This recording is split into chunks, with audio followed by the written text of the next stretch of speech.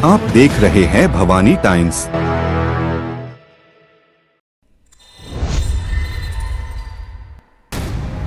गोंदिया जिले से एक अनोखी और प्रेरणादायक खबर सामने आई है, जहां लोग आधुनिक रसायनों से बनी अगरबत्तियों की ओर बढ़ रहे हैं। वही गोंदिया का एक सेवाभावी व्यक्ति रामजी पंडित परंपरा और प्रकृति को जोड़ने के लिए एक मिसाल पेश कर रहे हैं। जिले के एकमेव निर्माल्य सेवाधारी रामजी पंडित प्राकृतिक तरीके से धूप बत्ती तैयार करते हैं। खास बात यह है कि इनमें कोई केमिकल, कोई रंग, कोई कृत्रिम सुगंध नहीं होती, सिर्फ और सिर्फ प्रकृति की सौंधी खुशबू और पवित्रता।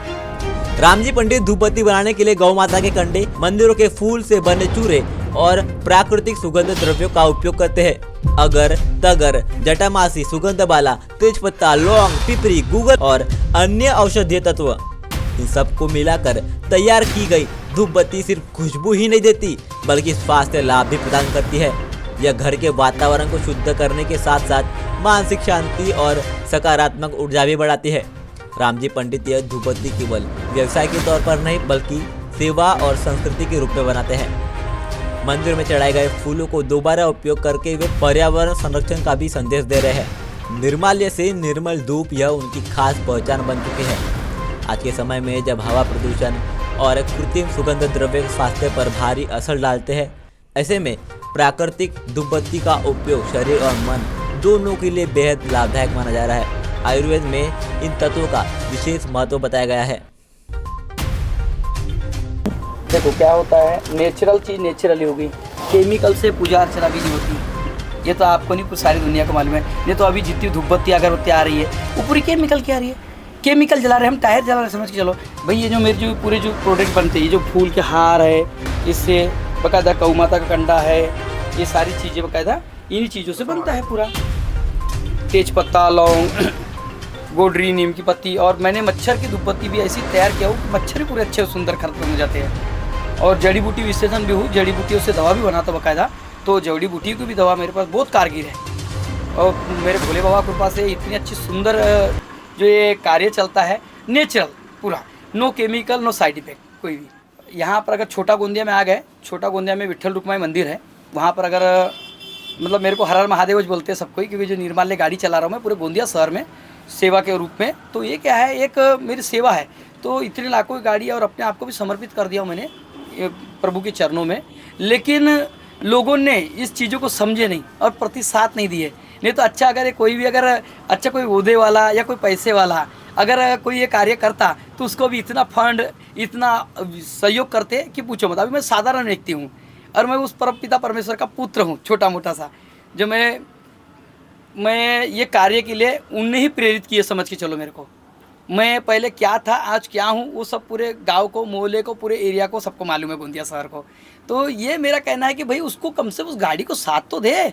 अरे अगर एक व्यक्ति ने भी अगर 10 रुपये देता है, एक व्यक्ति भी अगर 10 रुपये देता है, अगर 100 लोग भी ऐसे देते हैं मिलकर के 10 रुपये, कितने रुपये होते हैं ये समझ के चलता है। लेकिन लोग कैसे सहयोग ही नहीं करना चाहते इस चीज़ को, क्योंकि हृदय में राम होना चाहिए उसके लिए पहली बात तो। नहीं तो फिर देख लो, माता जी बैठा तो जय माता दी है, और भोलेनाथ जी बैठा तो हर हर महादेव है, और जब आया प्रभु श्री राम जी का तो जय जय श्री राम, और गणेश जी आए तो गणपति बाप्पा मोरिया, और बाद में सोरिया वाला काम है। सारी दुनिया वैसी है।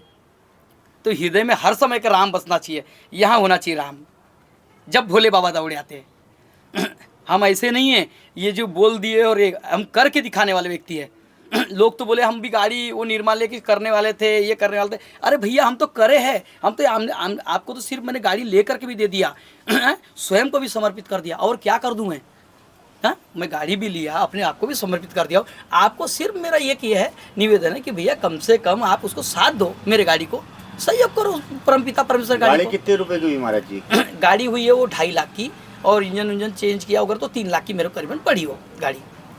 तो ये जो निर्माल्य जो मंदिरों वगैरह से निकलता है, हाँ, तो ये आप कहाँ विसर्जन करते हैं? ये कलेक्टर ऑफिस के पीछे में भी है, और एक इधर में भी गड्ढे, ऐसे 2-3 जगह जो बने हुए गड्ढे, वहाँ पर ले जाके निर्वाहित कर देता हूँ। हे धरती मैया, आपके गोद में निर्माल्य विसर्जन कर रहा हूँ, ये परमपिता परमेश्वर के धाम तक के जावे।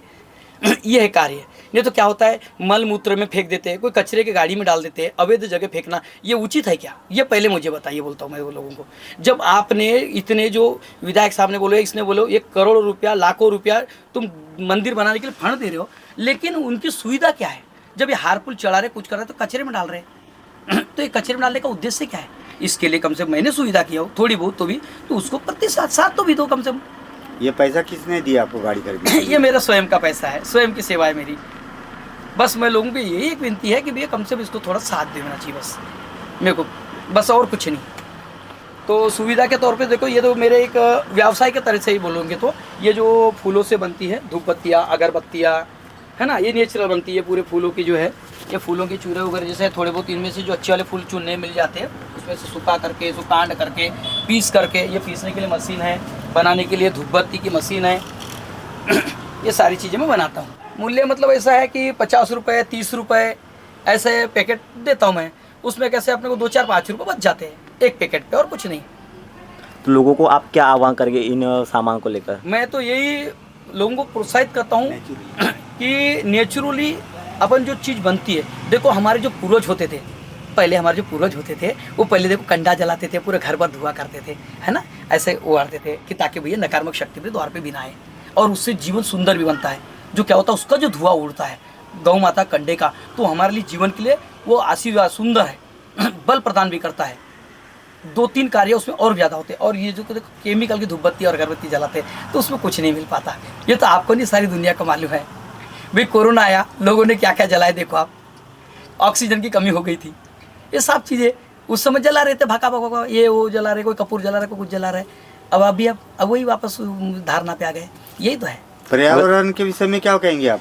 देखो पर्यावरण कैसे है, देखो हमारे हाथ में जो सुंदर होना चाहिए पर्यावरण, तो सुंदर हमारे हाथों में ना बनाना, कोई हर एक को बनाने तो नहीं आएगा, हमें बनाना है सुंदर। अभी जैसे निर्माल्य जो मैं गाड़ी निकाला, क्यों निकाला कि हार फूल कहीं इधर उधर मल मूत्र में या कचरे में फेंक देते, या गलते सड़ते, वहाँ पे देखो इल्ली लग जाती है बहुत सारी, वो उसमें देखो आप पात्र में जा करके, एक बार आपको दिखाता हूँ मैं कितनी सड़ती और गलती है वो, उसमें पूरी इल्ली उल्ली, फिर उससे क्या होगा, पर्यावरण भी गंदा होगा, दूषित होगा, और मैं जल में भी डालूंगा तो जल भी दूषित होगा। तो इसको कैसा खड्डे में ही अपन निर्वाहित कर देते गड्ढे में, कि ताकि ये इसका मट्टी बन जाए, मट्टी बन करके इसको खाद के रूप में हो जाए। हाँ, वो खाद के रूप में, मतलब वो तो खाद, देखो अगर खाद बनाना है उसके लिए फिर उसके लिए बहुत प्रोसीजर लगता है, और हम उतने तो पहुँच ही नहीं पाते, यहाँ तो साथ ही नहीं मिल पाता, तो प्रोसीजर की तो दूर रही बात है। छोटा गोंदिया गोविंदपुर वार्ड, छोटा गोंदिया गोविंदपुर वार्ड, ये प्राइमरी स्कूल के पास में, और यहाँ का विट्ठल रुक्मिणी मंदिर के पास में आ चुके हैं, तो फिर समझो हमारे घर पे आ गए, क्योंकि वो भी मेरा घर है एक, क्योंकि मेरे माता पिता भोलेनाथ है, मेरे शिवलिंग पे जो बसते हैं मेरा परिवार है पूरा, वो मेरा एक घर है, और ये मेरा घर है। आपका कॉन्टैक्ट नंबर? मेरा 8329235923। आप देख रहे हैं भवानी टाइम्स।